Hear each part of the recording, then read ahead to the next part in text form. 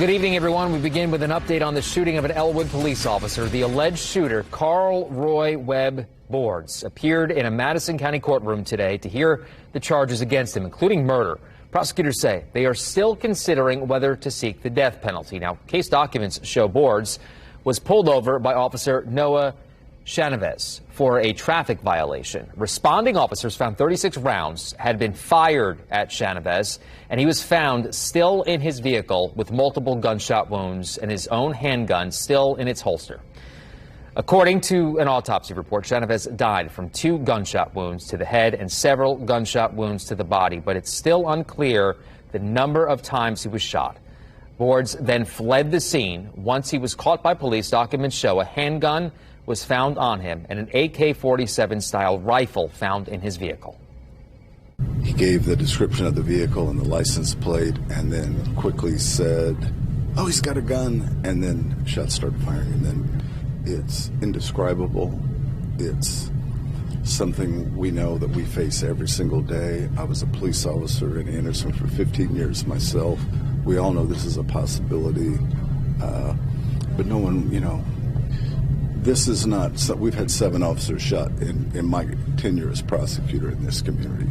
This is the first death we've had here in quite a long time. I'm disappointed that he wasn't on parole, he wasn't on probation in Marion County from the shooting at the officers there.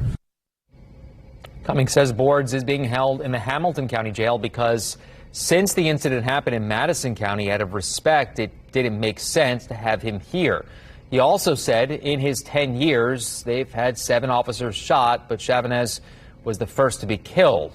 News 8 asked how Boards was able to get a hold of the weapons. Cummings says that they believe someone had bought the handgun for him, but it's unclear how he was able to get a hold of the rifle. Now, Carl Boards II was a long criminal history involving firearms violations. He shot at police in Indianapolis in 2006 and a family member in 1999. In May of 1999, Carl Boards II was charged with battery using a deadly weapon. I-Team 8 is told the charges are the result of Boards shooting at his father. He was found guilty and sentenced to 2 years in the Department of Corrections, of which he served 7 months. Then in April of 2001, less than a year after getting out of jail, he was arrested in Howard County.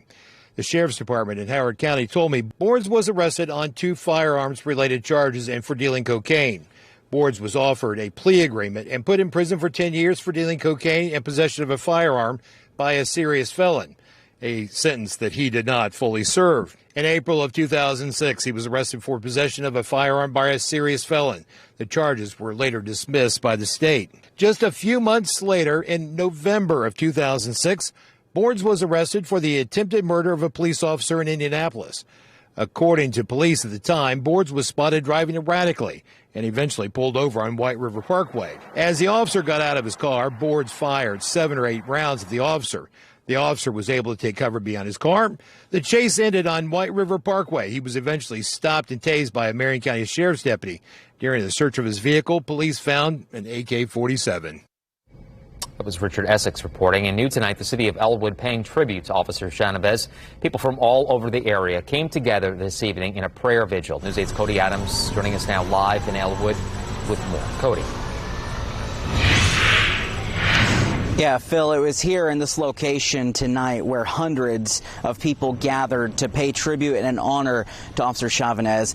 And I have to tell you, it was an emotional setting watching all of these people from different areas come together. Some who knew him, some who didn't. There were a lot of people from Fishers. As we know, he was a member of Fishers High School, played in the marching band. A lot of his former classmates here showing up in their marching band uniforms, actually, and wearing shirts to commemorate their time with him. And hearing some of the people speak about Chavez and just the type of man that he was and the way this community cared about him and loved him and the way that he loved this community was incredibly heartwarming. And even in moments of maybe there were times when electronics didn't go the way they wanted, technology didn't work the way they wanted, everyone still came together, even at one point singing Amazing Grace, all 200, 300 people in unison singing that song.